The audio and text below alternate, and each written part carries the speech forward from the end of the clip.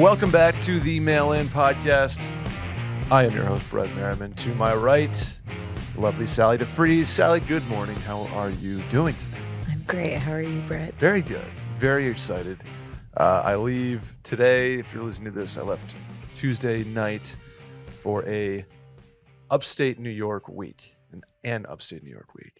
So you're gone till next Just Sunday. Sunday. Coming okay. back Sunday. So you're getting 5 days. Very 6 days. excited. We'll be doing a little golf outing for my dad, a little memorial golf outing on Thursday afternoon. Really looking forward to that. And then headed up to Lake Placid for a wedding Friday, Saturday, Sunday. Very, very excited. What are the leaves looking like currently in upstate New York? We are... What's the leaf peeping forecast? We're not peak.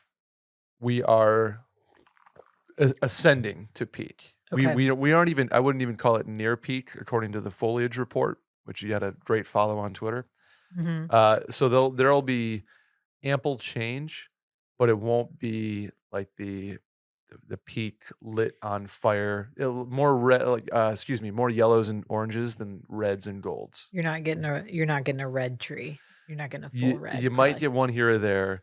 The summer was wet and hot, which tends to push the peak colors back a little bit, dulls them out, if you will. Okay. So we'll see. I will report back next week. Are you going to have an apple cider donut? Absolutely. Yeah. Oh, yeah. There will be apple cider donuts had. There will be fall beers had. There will be fall fits gotten off. Like it's my favorite time. I'm giddy. The highs are at 66 and this sunny. Time we went to Michigan. Well, like a couple weeks from now, and we hit peak, like actual peak. Mm-hmm. It was great. It continuously reminds me like how much I love upstate New York in the fall. My favorite time of year is October in upstate New York. I haven't done any weekend in October in upstate New York since you moved. Sally, since I went to college.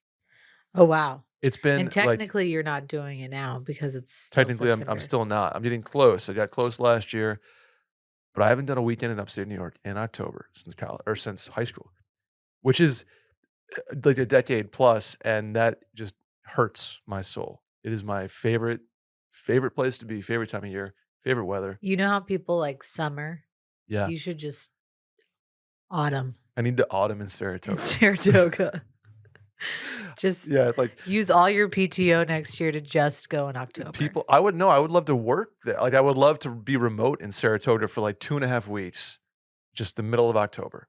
It would be the best. So people like snowbird or what is it called now? Sweatbirds that are leaving Texas to go to like Bozeman for the summer.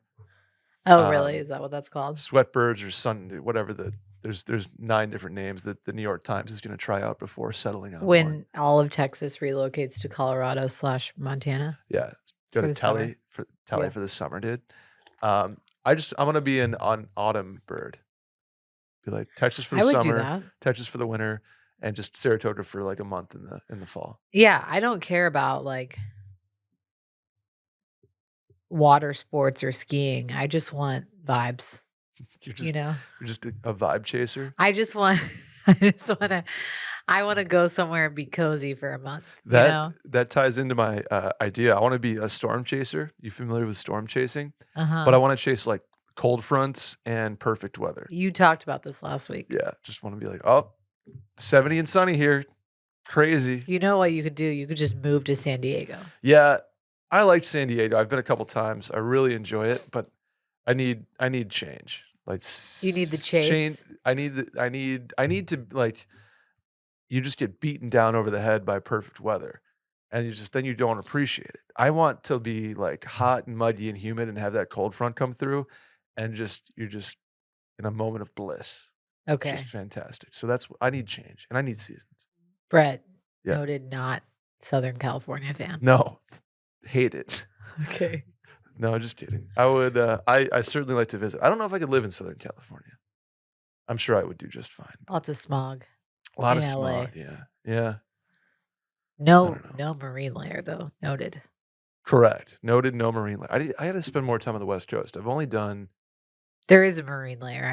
I did you get the joke I was making when Dylan and Will had the yeah, big fight? Okay. big fight. Like, as much of a fight as there's been on this podcast, I just or have to say circling back. too that when we went to San Diego like a year ago, Will, like, every time there was marine layer, just brought it up. Just every time we're in Southern California and there's marine layer, Will just gets, like, irrationally pissed. Yeah, I like, Sally, note, I was sitting in on that pod, and, I think that might have been the biggest fight they ever had. honestly, it's up there. It's up there. We might We have to delete this because I don't even want to bring it up again we for can fear that, like, Dylan and Will might go at each other again. we can stop. Do you have any fall trips planned? I guess you're having a child, so it's kind of, No, it really puts the damper on your travel, because yeah, yeah, they worry you yeah. may go into labor. I have officially we have hungered down. Oh, you're in the non-travel part Well, of it, right? I stopped traveling earlier this time because Okay. I'm just uncomfortable and we don't have anywhere to go really. Yeah. So we don't have any trips planned. We may try to do some There you go. post children things, Okay, okay. Do you have to, some winter trips. say you have a 2-month-old, Uh-huh. can you, fly with them on your lap and, like, not pay like, Fritz would obviously need a seat You at this can point, but fly with a lap child till they're 1 year old. 1-year-old. Okay. Interesting. Yeah. So Do people try to be like, "Yeah, he's 1," and it's like a no, kid now walking around? they're pretty strict about it. Even when Fritz was like, I think at one point he was like 6 months and they're like, we need to see his birth certificate. And I was like, Oh. he's clearly not one. He's like can't walk or talk. He's clearly a baby. And they're like, well, we don't know how old babies are. I was like, Yeah. okay. And thankfully I didn't even like think about it Mhm. because he was so young and I had a picture of his birth certificate on my phone. There you Uh, go. but and then at a certain age, because they don't have IDs, Yeah. they will ask the kid, like, who are you traveling with? Mm. I'm like, if they ask Fritz who he's traveling, he's gonna be like, what the hell are you talking about? But it happened in front of us. The like little girl was like, I don't know. And they were like, is this your mom? And she was like, no. 'Cause the kid's just like, "Ooh, I'm gonna, like, Yeah, no." like I mean, I get why they're doing it because Yeah. you're like, are you being human trafficked? But Sure. do we really trust kids to like, I mean, Yeah, kids, they say the darndest things, Sally. yeah. No, so you can travel for free with them for up to a year, but Okay. That's good. it's pretty miserable after like 9 months. So just sometimes it's Yeah. worth just buying their own seat. Yeah, just like, "Here, sit here, Yeah. strap in." Have an area to sprint around instead of like clawing at your face the whole flight. Mm. So yeah. I think we have a question kind of about that this week, but let's get into it, Yeah. Sally. If you want to help us out, please tell a friend about the show. Subscribe on iTunes, follow on Spotify, hit the hotline number to leave a voicemail, 888-362-MAIL. That is 888-362-6245. Or you can write in at the link in the Twitter bio at Mail In Podcast or in the description of this episode, which I think people are utilizing. I don't know the analytics on where the traffic comes from, but I'm getting way more questions this week. And like the questions have increased. And so I really appreciate that from our Great. listeners. We love it. Shouts to you guys. Sally, do you want to lead off? Yes, I will lead off. Hey, Mail-In crew. I am infatuated with this woman, and for the life of me, cannot get over her. Side note, he said infatuated with this women, misspelling, and I thought he just said he was infatuated with women in general. So I was very I was like, confused yep. when Are I we first read this. little like a sex Yeah. addiction answer? No, here? But that's not where just this is going. a singular woman. He is infatuated with a woman. Background. We were acquaintances during college 6 years ago, but then I moved to another city for work. After COVID, I found myself moving back to where she lives, and we happened to reconnect. I've always had a crush on her, so I decided to ask her out. And unfortunately, she was already in a relationship. We've stayed close friends, and she's a kind human being, and I'm grateful to have her in my life, regardless of romance or not. I've since met her boyfriend, and he's a great dude, so I can't even be upset about it. But what I am upset about is that no matter how hard I try to get over her, I can't.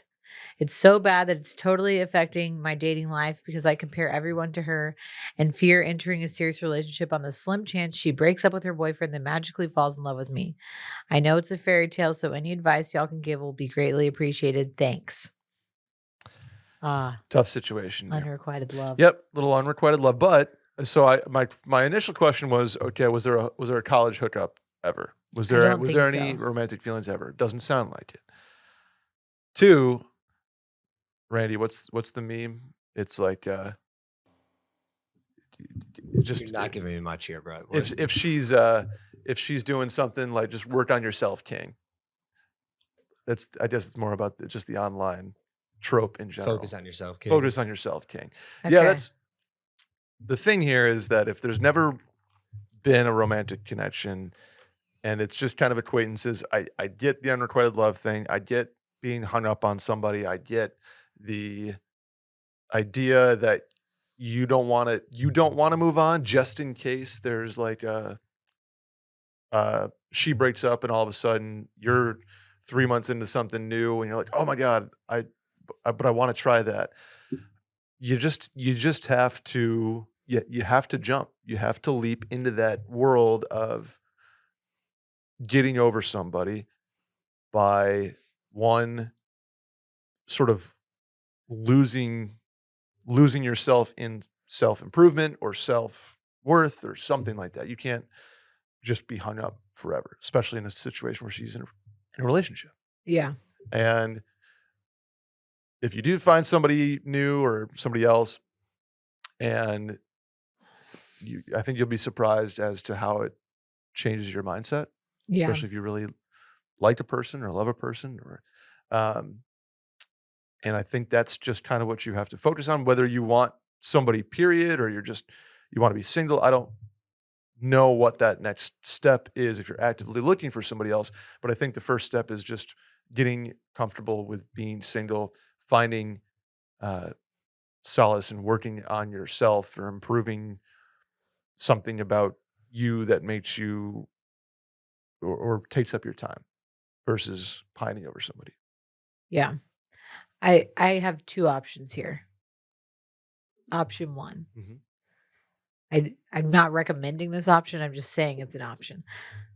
Tell her how you feel.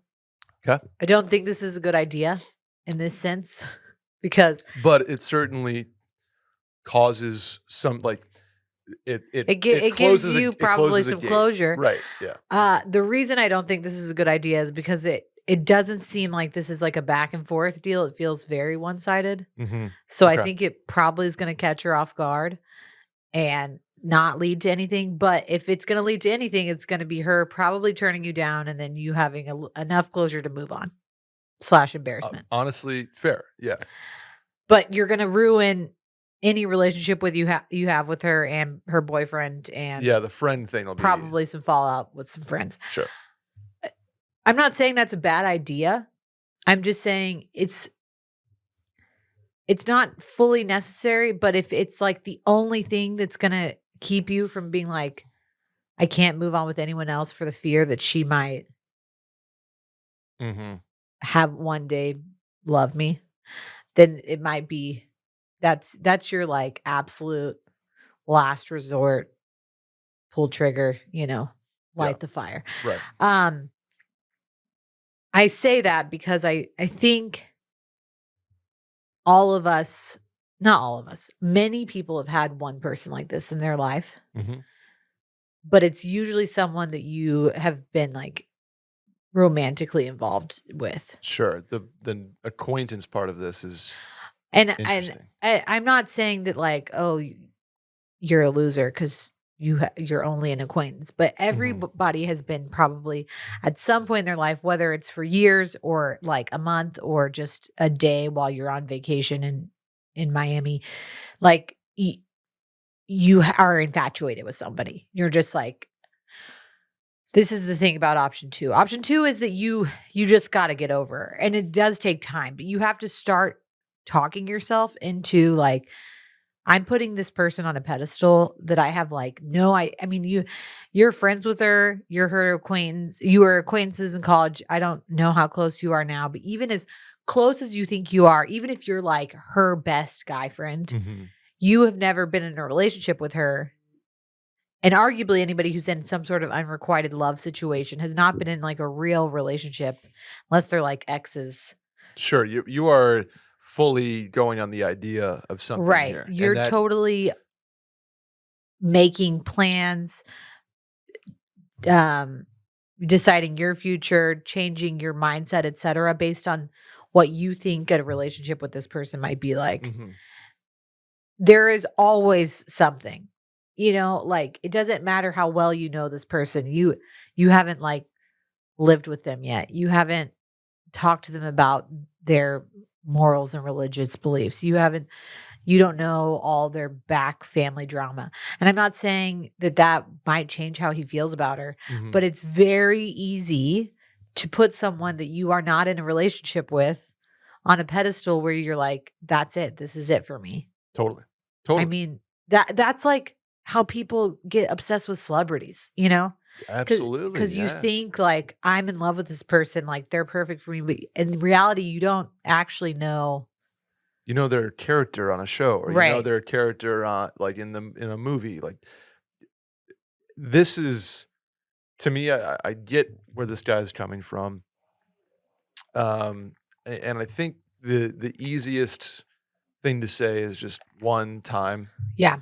2, find a another avenue for that sort of obsession, whether it's yourself or like a sport or another person. Like, just it's this anxious energy that you have Right. nowhere to place besides the idea of this other person, and turning every interaction with them into something bigger than it is. Right.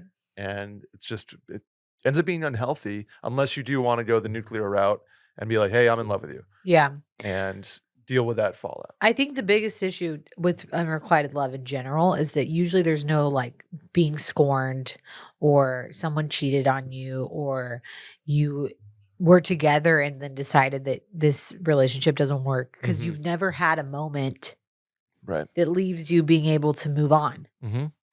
And that's Mhm. really hard for people who need closure. Yeah. And you basically have to completely construct that closure for yourself. Exactly what you said. It's fully dependent on you to Mhm. move on, put all of your time and energy into something else, Because the other person doesn't really owe you that or even closure, know. or no, right, exactly. So you have to shift your mindset into like you can't make it about her. It's got to be about you Mhm. and changing. What, and you've got to anytime you start thinking about her, you have to like stop. You have to give yourself a stopgap and be like, I've got to stop right Mhm. now and just change what you're doing, change what you're thinking about because the more you fantasize, the more it's going to be difficult. Totally. Um, let's talk about our partners over at AG1. You're glowing, Sally. Thanks. I'm glowing. You're glowing. AG1's a big part of that. Glowing from the inside out. And Some would say and outside in. outside in, but it starts from the inside. Exactly. AG1 is the daily foundational nutrition supplement that supports whole body health. I drink it every day in the morning, wake up before I'm out the door, scoop of the green stuff, AG1 powder in a glass of water, mix it up, down the hatch. Simple as that. Yeah. Simple as that. Here's what you're getting. 75 whole food sourced superfoods, high quality vitamins, probiotics, and just a generally a good way to start your day. What is your method of consumption when it comes to AG1? Well, I have said this in the past. I like it cold. Mhm. So I always put a little bit of water in the fridge before I go to bed in my AG1 like bottle, just ready to go. And then as soon as I get up, put the scoop in, shake that baby up, maybe even add one ice cube. And it feels like I'm drinking a nice little tropical green juice in the Yeah. morning. Yeah, And it's easy for me, it's easier to like down cold beverages quickly. totally. I mean, you see how fast I take down an iced coffee. Mhm. So I will like slurp that sucker down. Just Usually boom. on my way to work, Yeah, it's like like my a 15-minute commute. uh-huh. And then again, I've talked about this before too. It's like check off the box, did Yeah. that. Don't have to sit there and try to calculate a million different pills to take. I did one thing, it's done, got my AG1 in, and I didn't have to like sit there all day. And the other thing is I can drink it on an empty stomach and not get sick. That's Boom. a huge thing for me. Huge. A lot of vitamins do that, not AG1. Better energy, better focus, better sleep, better digestion, just kind of an overall health boost for you. So, if you're looking for a simpler, effective investment for your health, try AG1 and get 5 free AG1 travel packs plus a free 1-year supply of vitamin D with your first purchase. Go to drinkag1.com/mailin. That is drinkag1.com/mailin. Check it out. Sally, let's do the next one. Ready for some sex talk? Let's do it. Here we It's go. all you. Sally and Brett, I've been seeing this woman for a month and a half now, and she's amazing. We get along really well, enjoy each other's company. She's smart, considerate, caring, etc. But the sex sucks. Important context. She told me she takes some medication for her mental health that, along with years of religious trauma, prevent her from achieving orgasm. I consider myself a very generous lover and can't enjoy sex unless my partner does. And while I can tell she's genuinely enjoying our intimacy, my inability to get her off means I spend well over an hour pleasuring and focused on her until we're both so tired that we stop and I don't get the same enjoyment out of it. I am batting 100% for having to finish myself off because I'm at a point where I can't get her off and I'm not getting off during sex either. To be clear, she is paying attention to my needs and trying to reciprocate. Further, it's absolutely killing my self-esteem because I can't get her off, even after trying for up to 90 minutes where my body just gives out. It's not a communication thing because I keep asking her what I can do differently, and her genuine response is that she's enjoying it and she just can't get off. And that's as good as it gets for her, but she's having an amazing time. What in the world do I do? I feel bad for not wanting to see her anymore because of something that is medication and trauma induced. And other than the sex, she's amazing. And I would have liked to explore the relationship further, but I'm not enjoying I'm not enjoying something that is very important and it's impacting how I feel about myself. Would I be a bad person if I ended things? Maybe I wouldn't say that's why. I would love your advice. Tough one. Okay. Be- First of all, you have to end it. Ooh, okay. I say that because I think you're not so far in it that you like Mm-hmm. that like maybe you dated for 2 years and then you had sex and then it was, you were respecting her boundaries, then y'all had sex and now you're like, well, I want to marry her, but the sex is bad. What do I do? Mm-hmm. In that situation, I'm like, well, that takes a little more work. Like maybe she needs to probably see a therapist and like some other things. There's certainly some of that here for sure. But for me, you're only a month in. It's not going to get better and it's not really your responsibility to fix. Mm-hmm. This is like going to have to fully come from her. You know what I'm saying? Mm-hmm. I think there is a generation of people, our generation, who grew up. I mean, I'm sure this exists in other generations, but I feel like the abstinence generation of us, like we were like told and preached abstinence, like Literally, by yeah. freaking, Justin Timberlake and Britney Spears, who were not abstinent, and then the Joe Bros, and their whatever rings or whatever. Like we were taught, like sex is bad, sex is shameful, we shouldn't be having it. And some people who grew up in really religious households were taught like this is bad no matter what. You can only be married. And then they're even in that case, still like probably even when they're married are going to have this like association of shame with sex, which is really sad. Okay. I think that this is a whole different, like we could do a whole podcast on this, but yeah. that is a whole different issue that she's gonna struggle with regardless of whether this guy is with her or not. Mhm. And that is gonna take probably therapy, like actual psychosocial therapy, maybe even seeing like A sexual therapist, right? a Like, there's sexual yeah. therapist because all of those things require time to get Mhm. over and kind of talking through all those feelings. And for me, I think a month and a half in, 6 weeks in, like that's not really your responsibility. Okay. Yep. I get where he's coming from and he's like, I really like her, but like sexual compatibility is such a huge component of relationships. Mhm. And if you are, you know, even like medication, sexual, stuff aside, she's got to work on herself. And I'm not saying like she needs to be better at sex or not cry or like Yeah. be able to get off, whatever. But like that's a her issue that you're not going to fix, and it's not really his responsibility 6 weeks in. So that's why I'm like, stop it. Time to Time kinda to end end. it.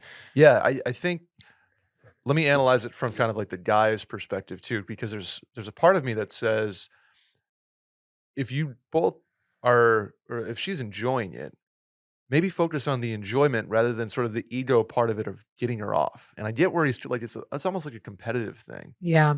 where you don't think you don't think you were a good enough lover unless you get the other person off. And I get Right. realize guys and girls have a very different yardstick when it comes to getting off. But is there something to be said for just trying to enjoy the moment? And I don't know if that's selfish on the guy's part, just being like, hey, like I'm enjoying this. I know you're enjoying this. Does the completion part of it matter, or can we just enjoy the intimacy? And I think that would take pressure off of her because Uh-huh. she knows, like, she's got to be in her own head, knowing that all you're trying to do is like get her to this Yeah. orgasmic moment, and that's making it almost worse, right? Like she's just waiting and just in her own head, knowing that it's not going to happen, and knowing that it's annoying or troubling her partner too. There's almost no way forward there. Right. But do you think that that would fix? No, I'm saying in like the immediate term. Like, is there Right. something about just enjoying 20 minutes of intimacy with your partner, regardless of the outcome? Right. And like, I'm just trying to take the pressure off of the situation about like coming. Yeah. Does that help at all in terms of just enjoying the present part of it? See, okay. Yes, I get where you're coming from, but it sounds like on this guy too, it's like he's not in a mental space where he can enjoy it. I think it's because he's so focused on like Right. to me this is in my head it's like okay he's going down on her for like 90 minutes Right. like that just I don't think anybody wants to do that No. on either side. Like, But here's my point is like they're 6 weeks into a relationship. So much of sex is chemistry. sure. But when you're dealing with issues like this, a lot of it is also communication. So even people who've been together for years who go through like ruts or even if it's like something like a one-off like can't finish and Hmm. somebody's upset, it's so important to communicate with your partner like, "Hey, I'm just not in it tonight. Like we should just Totally, stop. yeah, Like this is absolutely. not an ego thing to you." Hmm. But you don't know someone well enough at 6 weeks to just be fully honest with them. Yeah, And I think they're both trying to communicate their needs, but they're just so far off yeah. they're not on the same page at all that they're never going to reach a point where they can both get out of their heads and enjoy it. Yeah, it sounds like that's where we're headed here, Yeah. but I do want to give like one opportunity for like hey Yeah. maybe if you just say like focus on yourself, king, and maybe you getting off one time will empower her, sort of be like, "Oh, look what you did," instead of me trying for 90 minutes on something. Yeah. Just maybe she has the same kind of feeling. Maybe she's kind of subconsciously like wants to get you off, and that would make her more turn. So you know what I'm saying? Like Yeah. turn the situation around. Yeah. And I get you're coming from a place of like you're good hearted. You know, you want to get her off as your partner, and then then focus on you. Yeah. But maybe if you just try to flip the situation around, and again, is that like sounds selfish from the male perspective, No, but but I'm yeah. just trying to I'm going for solutions here, or at least differing perspectives or viewpoints. I Right. don't know. Good luck. It's a tough one. I think the last thing I'm going to say is I don't. He said at the very end, like, I don't know if I will tell her Mhm. in the breakup. I wouldn't probably add that when you are breaking up with her Yeah, I think because you're that's fair. just going to only add To her sexual to her insecurity insecurity. and Yeah. like trauma and things like Mhm. that.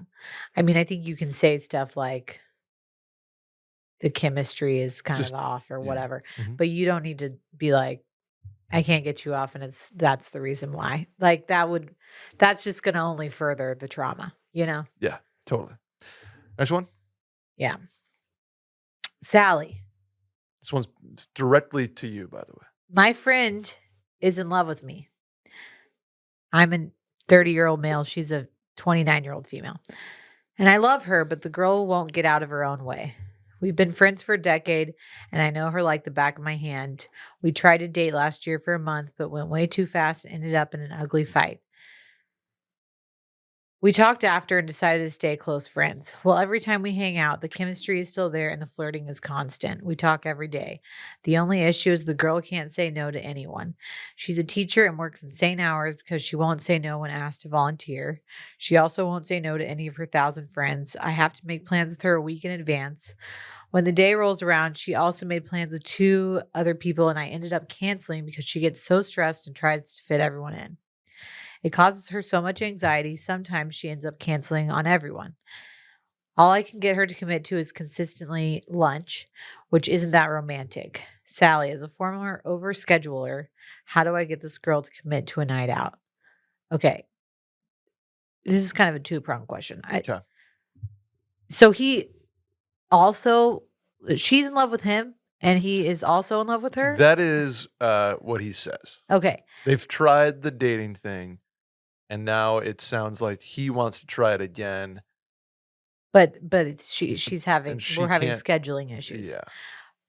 Before we go any further, I can absolutely answer the like overscheduling question, but I need to know why they broke up last year after a month and then had an ugly fight. Yeah. What's the ugly fight about? Was it because Was it because of this? was it because of Yeah. this? Or was it because you tried dating and just didn't work? Mhm. Like, are there other reasons why you broke up? He said That went would way be too helpful. fast, but then Right. that's kind of like counterintuitive to like her overscheduling because if it went way too fast, then you were seeing each other too much. I'm just a little confused by that. So Sure. if if he's trying to date her, you got to Mhm. also reconcile that whole month for a year last year, Yeah. whatever. Totally agree. Um again, this is not your responsibility. Like you people who are overschedulers who constantly overcommit, that's a self-realization as you get older that you have to fix yourself. Maybe you can help her realize that and maybe you can talk to her about it as her friend Mhm. and someone that she's close to. But that's going to be a total moment of self-actualization on her part that no amount of you like getting frustrated and being upset with her is going to probably change that until she feels it herself. Does that make sense? Absolutely. Yeah. I'm kind of trying to find one. Where does the overscheduling mentally come from? And I would assume it's like a people pleaser Yes. situation. It's Yeah. you don't want to disappoint anybody, Right. and that seeking approval gene plays out in never saying no Right. and trying to schedule everybody and doing it successfully in that you are making time for everybody, but you're also completely limiting the time you have for yourself. And then getting to the point where you're so stressed out that you blow up the entire day's plans because Correct. you can't do it. Right. Now, from this guy's standpoint, part of me wonders, should you back off instead of forcing the invite all the time and being like, "Hey, what are you up to today? Hey, what are you up to today? Hey, what are you up to today?" And Yeah. trying to schedule and making her sort of realize that maybe she misses you or misses the hangout, and then it's on her to schedule. Yeah. And maybe that's sort of an indicator that, hey, if it's been a couple weeks and she has not tried to do that or has not mentioned like, "Hey, is there something up? Do you want to not see me?" or whatever. Maybe that's an indication of like, this is kind of not really going to work. You're just different people. It sounds like this guy's very adamant and, "Hey, we're going to hang out. We're going to try to do something romantic." She's not doing that in return. She's like, "Hey, let's do lunch." There's also an adage like, if they want to see you, they're going to make time to see you. Or if they Right. want to be romantic, they're going to make time to be romantic. And maybe we're kind of out of the romantic love stage, especially if we've already tried it. Yeah. Um, so I think it's kind of a tough one here. I'd like to know more context, like you said, about what happened last year. Right. Why? What made something go too fast there? Why did it end in an ugly fight? Did it have something to do with this people pleasing, overscheduling? Was it something totally separate? And kind of where her head is at now, because he sounds like kind of an emotional partner here. We're kind of she's like venting to him about Mhm. overscheduling and this and that, and at the same time, kind of enabling in the fact that he's like, "Hey, what are you doing? What are you doing? Can we hang? Can we hang? Can we hang?" Right. And she's just penciling him in for lunch. So, speaking to the overscheduling thing, and this is for anybody who's a people pleaser, but he can, I guess, speak to her about this too. Y- you're right. It's like an embedded genetic thing, but I also think part of it is the way that you grow up. And I, being the middle child, was the person Mm, who never said no to my parents. Still don't really like even when my mom calls me and asks me for a favor, like I'm one of 5 kids. yeah. She calls me first because she knows that I'll say yes. Mhm. I rarely say no. Uh Part of that, like realizing that takes time. And part of it was driven by Will. Part of it was Will saying, like, you have to start saying no. So that's this Mhm. guy's can say that to her. But part of it is also realizing the exact thing he outlined. Like, I would do the same thing. I would overschedule and then be so stressed out, I would cancel on everything and then feel guilty about it. Yeah.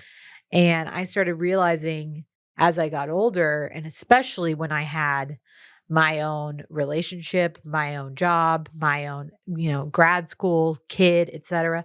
Something in my life that took precedence over anything else, that it's it serves me better to just say no up front, Mhm. or even like maybe this comes off as wishy-washy, but like come out as a maybe before even saying yes, because then there's no way that I can, 1, feel guilty later when I have to cancel, and Mhm. 2, that people won't get pissed at me when I say no. Sure. So, again, I think that that is something that she's gonna have to come to on her own. Now, Yeah. if this guy becomes her partner and they start dating, I think you have more of a right to say, like, "Hey, you seem really stressed out. Can we take some stuff off your plate? Can you say no to this group dinner? Can you say no to this charity project? Or can you say no to this?" Yeah. You can encourage her, but all of that has to come from her own. On her own volition. Correct. I completely agree with you from the romantic standpoint. Here is that, like, he says she's in love with him. If he backs off and lets her take, the wheel, maybe that'll empower her to, like, make her own plans, because it sounds like everything's being thrust upon her. She's not being able to, like, pick and choose what she wants to do. Yeah. So, give her an opportunity to come to you. Mhm. And if you wanna say something to her like, "Hey, as a friend, I just feel like you're really, like, being overrun and you're anxious and you're tired and you need to, give yourself some support." But that gene is always going to exist. Yeah.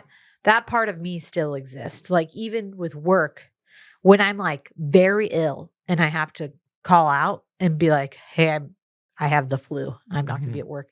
I still feel the guilt, Oh, of course, I yeah. still feel the I have guilt that too, yeah. for not, it's some people that just doesn't exist. Some people are like, "I'm sick, don't care," Yeah. or "I don't have that time on my plate, so I'm not doing it." Mhm. That doesn't exist for me. I have to consciously be like, "I'm saying no to this project because it's too much with my family Yeah. and me trying to make time." So that's gonna be something she's probably struggles with for her whole life. Right. Again, that's not really his responsibility unless he's like her partner. And then it becomes more of a thing of like when Will and I were together, I mean, like early on before we got married, he would have to be like, "You've got to say no to your mom or to your friend or to work because I'm at home with you and you're freaking out because Mhm. you've way overcommitted." Sure. But at the same time, that's not really his job right now. He Yep. can nudge her in that direction, but it's not his job to like control that in her. Yeah. The last thing I wanted to kind of ask or analyze here would be, is there anything to sort of going directly to her and at some point when you are on one of these lunch things and kind of asking her like or at least laying out like, here's how I feel about like the communication part here. Yeah. Here's how I feel. Here's what I'm struggling with. I'm struggling to make time with you. Sort of asking her to what degree you want me to be Right. making plans, or like if I were to schedule a true date night, me and you, we're going to a restaurant or whatever it might be, is that something you even want Right. from me, or is that something that you are deflecting on purpose? And just kind of having sort of a bigger conversation here, because it sounds like spinning the wheels is just sort of Right. ticking off both of you in a way. And I think having a deeper like how can I help? How can I, here's what I'm feeling. I want to know where your head's at. Here's where my head's at. And kind of getting to the bottom of this versus surface level, just trying to make plans and sort of act like everything's kind of normal.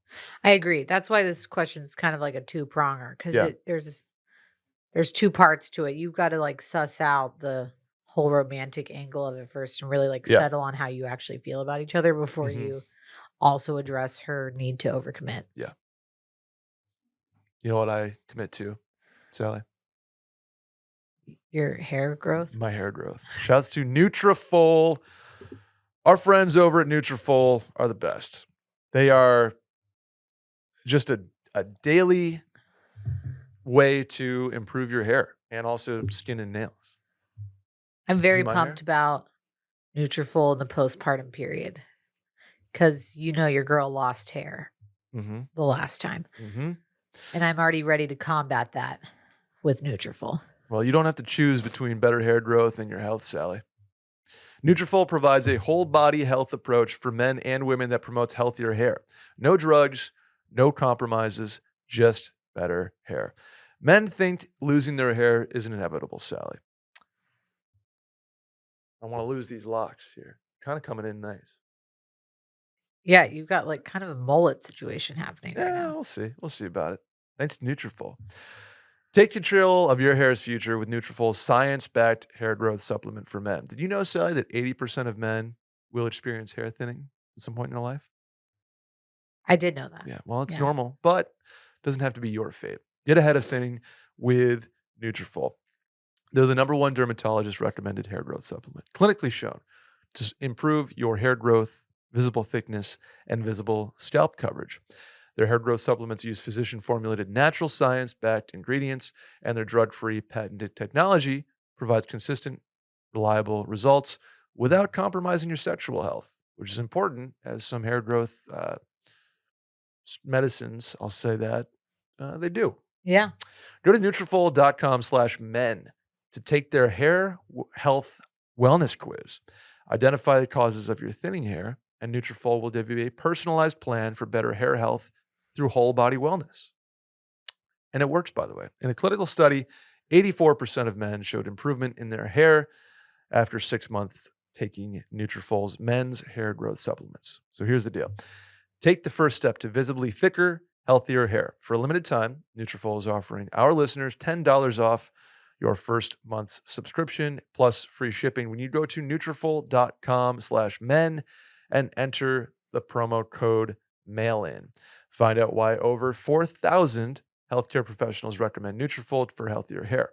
Nutrafol.com/men, spelled Nutrafol.com/men, and enter promo code MAILIN. That's Nutrafol.com/men, promo code MAILIN. Okay, Sally, here we go. Hey, Brett and Sally. So I've been given an ultimatum. For some reference, my girlfriend and I have been together 4 years, 3 of which were in college, and we have graduated and been living together for just over a year now. I've always been passionate about my career. I've made that very clear, including my intentions to go back to CRNA school. Shouts to Sally. Which could Shouts. also mean relocating for school and or work. She has issued an ultimatum and said that if I do not propose in the next 6 months, then our relationship is over. I love her more than anything, but am I wrong for wanting to focus on my own future, considering I'm only 24 years old? Yoicks. Zoik Scoop. Okay. Remember the Netflix show, The Ultimatum? Yeah. I think they're currently they just did a second season probably. Mhm. What a disaster that was. I mean, not the show, just that was like watching a train wreck in slow motion. It's literally ultimatums are usually wrought with. First season in Austin. I don't know where the second season was. Maybe we can get Randy to apply next time. Make Yeah, another well, video. I think you have to be in a relationship and be issued an ultimatum to be part on it. Okay. Sorry, Randy. Here's where I stand on ultimatums. I don't think that they're ever a good idea in general. I have more sympathy for people who've been together for like 10 years. Yeah, and 10 are like, years. If we're hitting 30 and we're rocking a college relationship, we were rocking a college relationship. We've been together. We went through grad school together. we've established jobs. Like we have established jobs, and we're still not there. Then I'm like, okay, maybe it's time to shit or get off the pot. Like maybe if marriage is something you both want or one of you wants, then it's probably time to mention it. Like, hey, like we gotta do something here because I want to get married, and if that's not in our plan or your 5-year plan, like then that's maybe I'm gonna go. Correct. 4 years. And you started dating sophomore year of college and you're 24, for me is a hard no. 24 is very young. Very. I do have friends that got married at 24. They did great, but they both wanted to be married at 24. Usually when someone gets an ultimatum post-college, because I mean, think about even though your college relationship is obviously a lot more mature than your high school relationship, it's still a college relationship. You're still existing in this world that is very separated from the outside world of like having a job, being completely most of the time people are not completely financially independent. You're living in kind of a weird like post-grad. You're in a limbo world in college where you're away from your parents and you're away from your family and your hometown, but you're not off by yourself yet, like paying bills and shit. Sure. Even if you are fully attending college on your own volition, like have loans and stuff like that, and working jobs to put yourself through college, which I think is a smaller population than we probably realize, you're still living off of, if you have scholarships, grants, etc., you are still living in a situation where you're not fully paying bills yet because you haven't started paying loans off yet. Right. So you don't even like fully understand the value of money or the responsibility or anything like that. And you're in a situation where you're like partying with your friends all the time, you're seeing your friends all the time. So relationships that start in college, not saying that they can't be successful, but you're also haven't like gone through the trials of being post-grad. Yeah. Which I think is a huge coming of age period for most people. Absolutely. The years of like 23 to 28, I think, are some of your most important times of growth Mm-hmm. for yourself. I can speak to that very So can much I. so. Yeah. And I think when you are in a relationship, especially when you are getting married at that age, you miss a lot of that self growth. I think it's absolutely possible to have that growth while you're married or in a relationship, but that's a lot of finding out about yourself. And to close yourself off by getting married at 24 when you don't even want it Yeah. is, I think, a recipe for a divorce later on Mm-hmm. or other issues. Absolutely, people that I knew in CRNA school were already married. It had kids. Some people had kids. Personally, like Will and I were together, we chose to not even like be engaged or married, etc. while I was going through CRNA school because I didn't want the extra added stress. Totally. Yeah. Obviously, we weren't going to get married before CRNA school, but I didn't even want to be engaged because I didn't want to like deal with trying to also plan a wedding. Yeah. Um, People do it, it's fine, but the bigger issue to me is like not even your career goals, it's that you're so young and she's already trying to put on like a we have to get married or Right. And that's my first question is why? Why do you want to get married so immediately and so badly right. at 24? And I understand people do it and there's reasons for it. But in this situation, people are like fresh out of college, year living together post grad. They're already sort of speeding up the timeline as is. Right. Um, so why? Is it sort of to formalize the relationship? Like, as long as I think you tell her that, hey, I want to get married, in terms of when is a different story, but I want to, and I want to get married to you at some point, but I have XYZ before that. If she's like, Right. I want to get married, I want to have kids by 25, I want to do this, like, well, then your timelines are just off. Right. And whether that's a recipe for ending the relationship, case by case basis, I don't necessarily know, but I think it's this guy's not wrong for wanting to say, I want to focus on my career. I want to focus on where I'm going to live, how much money I'm going to make, like where I'm going to be in 2 years after CRNA school. So those are a lot of things to figure out before you're formalizing a marriage. And if she's just doing it because all her friends have gotten out of school and are starting to get married, or she has the wedding board on Pinterest and she's like, I just want to do this. Uh-huh. That's not a reason to enter into a marriage. Right. I think the devil's advocate argument here is that if you are planning on marrying her anyway, like why not just get married at the age of 24? I think that is a way that when you're young and in a relationship, you look at things and Mhm. you're like, well, why can't we just get married now instead of waiting for 4 years? Yeah. But you don't, marriage is not like It's not just a title. right. And it's not just like the next step you take. I mean, it is, but marriage is already difficult enough.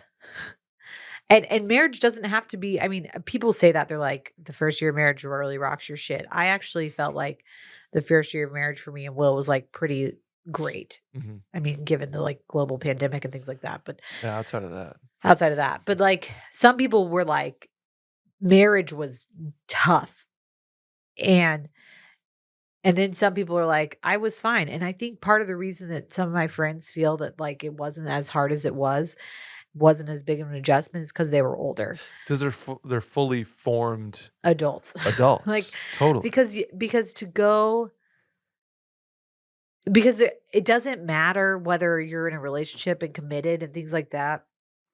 When you are married, you almost put like a at that age, you even though you're going to be loyal and committed to this person for years, there's something about being married that turns you into like, oh, there are married friends, like whatever.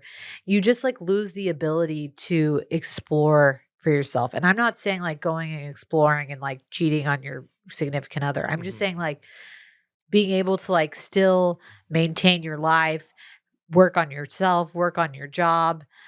When you are married to someone, that makes like a whole you're entering a whole new phase of life that really at 24 I don't think most people are prepared for.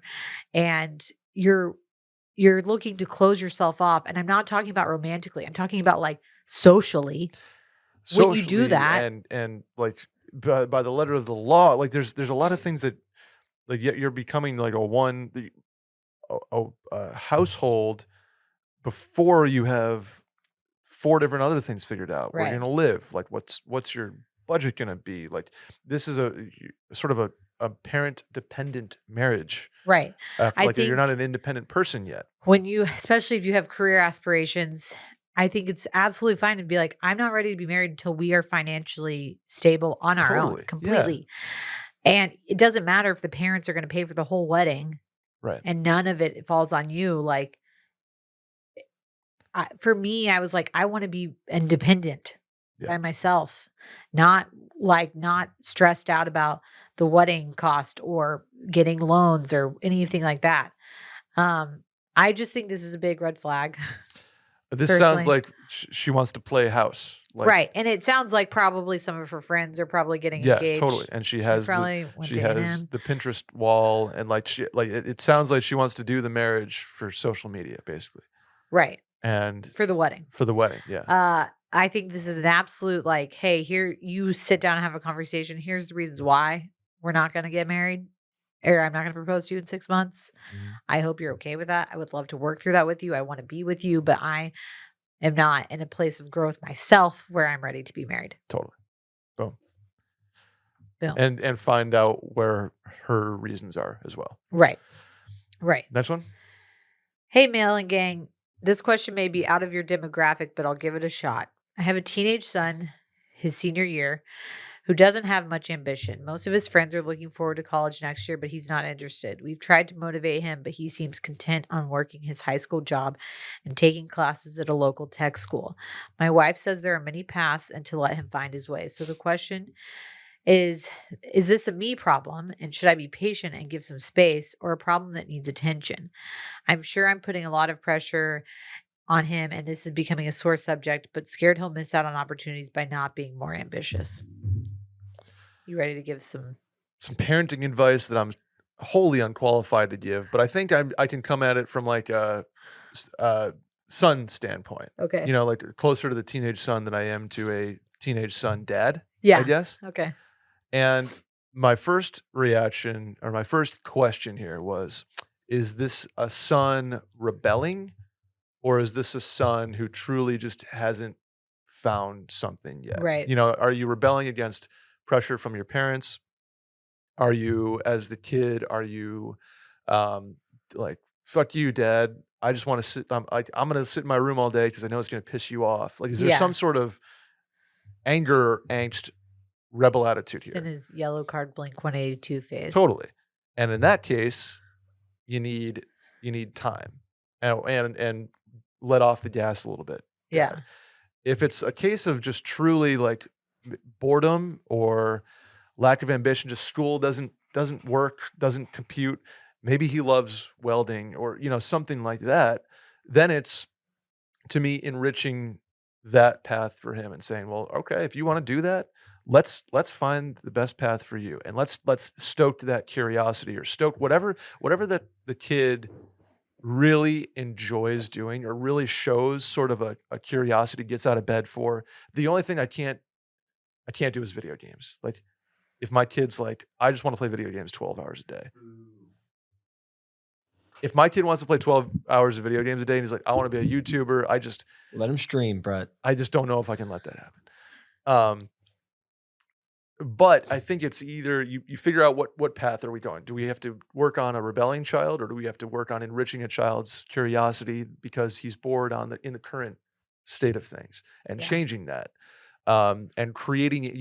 You can't create ambition necessarily, but I think you can get to the bottom of what he really enjoys or sort of stoke opportunities in that front. Uh-huh. Um, and and then he asks, is he going to miss out on opportunities moving forward? And I kind of look at it like in high school, I was like, "Oh, I don't need to work out or like I'm naturally talented at throwing a ball hard."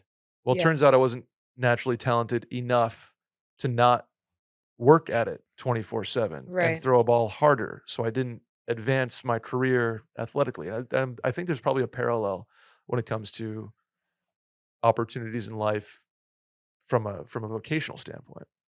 And so do you I don't want to scare the kid out of being like, "Hey, if you're going down this path, 40 looks very different for you than if you went down this path and 40." But I guess it comes down to what does the child want? Like Yeah. truly want. And then you kind of take that knowing that probably things are going to change in the next 10 years, but you take that short-term want, balance it with a sort of a long-term shove in a direction and find some sort of harmonious point that you can help the child get to where he wants to be and eventually where he needs to be. Okay. Is that just convoluted? No, I have 2 points here. Mhm, Number 1, I think kinda going off what you said, this is coming from a parent of a 2-year-old, so I'm about 16 years behind this dude, but mhm. parenting is really hard. I think being a parent, it just takes a lot out of you, and it's really tough to not put our own shit on our kids. Totally. It's really hard to like as looking at a 2-year-old, be like, how am I gonna be help him be successful? I want him to play this sport and do this and that, and then not and then take a step back and be like, chill the fuck out. Sure. He's 2. Mhm. He's 2. I think a really good thing Will and I both using examples from our own parents, but Will talks about how his parents really fostered his sense of creativity Mhm, and that when he, expressed wanting to draw or, whatever his hobby at the time was, that his parents, like especially his dad, would like go full throttle on it and be like, okay, cool, let's find you a mentor, let's do this. Whereas I think on the flip side, my parents were very success driven and wanted us to all be the best in our class. And mhm. that's kind of like a type A, my family. Yeah, Will's was more like the creative brain. It's funny seeing that from like each other's perspectives because like creativity was not really valued in our household. sure. Uh, so we're trying to mesh those 2 things Which and probably is gonna end up being a good thing because you can take the best parts of both right. approaches and apply them to But your it's kids. really hard when you don't understand the paradigm of your own kids. So, Sure. like, it'll be difficult for me, and I think it was probably hard for my parents. If I was like, "I wanna be an artist," they would've been like, no. Yeah. No, you're not gonna do that." Thankfully, Will and I both kind of come from separate backgrounds that I think one of the parents will understand, and I'm not knocking my parents at all. I'm just saying, Mhm. like, both of my parents' backgrounds, their whole paradigm was like, success is in academics and excelling at math and science and going into XYZ job.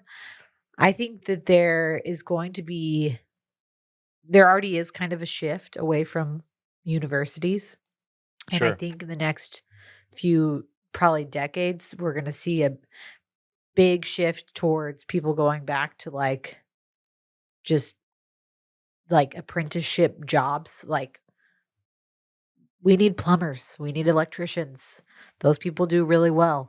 That Mhm. like a trade job that doesn't require university. And I think a lot of people are starting to see that maybe, especially kind of becoming disillusioned as like millennials, where we graduated and then didn't have a job, you know? Yeah. Like, oh, I could have just gone and become somebody's apprentice and like had a company by now, you Yeah. know? Yeah, yeah. Absolutely. So and I think that is very difficult for like my parents' age, probably this guy to understand because it sounds like he kind of grew up in the generation of like you go to college, you get a degree, and then you always have that degree to fall back on. But like that has Totally. Yeah. not been the case in the past 10 years for us. Yeah. Like there are people who are getting jobs before, I mean, obviously certain jobs, my job requires a degree. but there are a lot of jobs that do not. Mhm. And there are people who are excelling without a degree that I think is mind blowing for the generations ahead of us who were taught for so long. Like if all else fails, you have a degree. Well, Yeah. that's not the case anymore. Like, it doesn't matter if you have a degree. Somebody probably can code better than you because they learned how to code in their freaking basement or they went Sure. to a class. So I think kind of letting go of your own preconceived notions is important right now to Yeah. be like, okay, maybe he just needs to figure out what he wants to do. And There's pushing him into college because we don't want him to miss opportunities. Well, maybe he'll just waste a couple. I mean, I did. I wasted Mhm. like 3 years before I decided to be a nurse Yeah. and a significant amount of money and time. Yeah. So I had one thing here, and then Randy has something too. So I want to get to Randy, but I have one thing here that this dad feels like a dad that we kind of grew up with, where he wants to be hands on. Which good for you. You want to be hands on in your children's lives, like you want to be a dad. What I think this kid needs is maybe a friend. Uh, so instead of being a dad for a second, be a friend for a second and have a conversation with him over a sandwich or, or a beer and like, "Hey, kid, what what drives you? What do you love?" And sort of help him by, whatever what his wife says, let him find his way, let him find what he wants to do. This dad has a hard time, and I would be the same way, just totally taking my hands off the reins and being like, let it work out. So instead of being hands on and sort of maneuvering him, being hands on by being with him and Right. just say, hey, whatever direction you're going down, I'm with you as a pal, as a buddy, as just a best friend. And if you want to approach the college subject from another angle and just say, "Hey, we're not forcing you to go to college. We're not going to do that. I'm not going to do that." But what college does is it's going to give you options. So whatever, if you have paths that you want to go down, maybe it's 3 or 4 vocational paths at the tech school, maybe there's 3 or 4 things that college would help open those options. If you look at college as sort of an opportunity diversifier more Yeah. than a necessity, maybe that helps change the mindset a little bit. Oh, and maybe he doesn't wanna go to college because he doesn't wanna be away from home or doesn't have, a lot of friends. He's scared about making friends or maybe there's an insecurity underneath this whole thing. And I think that's just gonna require talking to him less from a maneuvering parenting standpoint and more just like a, "What's on your mind, man? Like, let Yeah. help me help you by just being a friend." Yeah. And I think that's probably a way to get underneath the "why aren't you ambitious?" Right. question. Randy. Yeah, I can go more into me and my one other brother really wanted to go to college. We couldn't wait to go, but our other brother wasn't really big about going off to college, like going away. He still had ambitions and stuff. Our parents were really good about our whole life, like encouraging us to do things, but when we pushed back, like didn't want it. But he spent all 4 years going to a college, getting the experience and stuff. And I think he regrets doing that. Like he Mhm. would much rather would have stayed home, gone to college there. So I think it's a lot of times like if I were to have a child, like I would want them to go to college, have my experiences, all that. But you see your child as like a little version of you, but it's the classic, I don't want your life. Like sometimes you have to step back and let them have their own lives. And if they don't want to go to college, then you can't force them. The guy already said he was going to at least go to like tech and Yeah, stuff. he So likes going to the tech. It's not like he just yeah, I don't think this is a sit in your room, play video games yeah. situation. Yeah. So I think maybe just take a step back, like Brett and Sally said, like have a real conversation about it and all that, but make sure that there has at least some type of a plan. But don't like try to force college just because he's gonna miss out on college experiences. Because I know someone that did go for Mhm. that and regrets doing that. Yeah. Totally. And I think, like you guys have both mentioned, I think a kid without a degree these days is very different than a kid without a degree in the '90s or Right. 2000s, and still can make things work after that. So, Yeah. good luck. Let us know how it goes. And then last one, Sally, real quick. Potential shower thought. My wife and I are set to have our first kid in a few weeks. Big shouts to October babies, Sally. Shouts to October babies. Yeah. We have this countdown calendar that shares facts. At some point, the baby can actually have dreams when it sleeps still inside mom. What does a baby dream about if it hasn't experienced anything yet? I don't know if I believe this. Is this possible? I don't know. I always wonder like how I'm not a science. I mean, I am technically a scientist, but I don't know how they figure out like today my app told me that like the baby probably recognizes my voice, which like makes sense because it's Sure. been living inside of me and it can like hear stuff now. Yep. That I guess I get, but I'm like, how do you know that? Did the baby tell you when it came out that it could hear me in Mm, the womb? maybe there's like a test It's of like the same thing yeah. as like, how do they know what dogs see? Like, I don't know. I'm sure that there's like a lot of actual complicated scientific information. I don't know if I know the baby's dream. They do sleep. They have Totally, sleep yeah. wake cycles. I would make sense that they have brain waves and stuff, so Mhm. they're Something's probably going on. dreaming. But like, Maybe it's all audio to start, yeah, or, maybe just audio dreams of your voice or noises and stuff like that. I right. guess maybe it's just I l mean, but you don't even have like memories till you're like 2. I know, yeah. So So can you even and what visual information are you like, your brain has never processed a visual anything, right? yeah, it's just the inside of somebody's uterus. Yeah. I don't know. I don't know. That's a very I w existential question. I have no thoughts. I Much like I an unborn child, I cannot think about this in a visual like, context. I can't even try to fathom what this child is dreaming about. I don't know. Probably just kicking its way out of my uterus currently. That's what it's dreaming about. Right down the wall. Anyway, so that's going to do it for us today. Please subscribe, rate 5 stars, review, and tell a friend about the show. Hit the hotline number 888-362-6245, or again, right in at the link in the Twitter bio at Mail-In Podcast or in the description of this episode. Sally, where can the people find you? Sally deFries on Instagram and Twitter. I am Brett Merriman at Schmerriman on both of those platforms, and we'll see you all next week. Bye.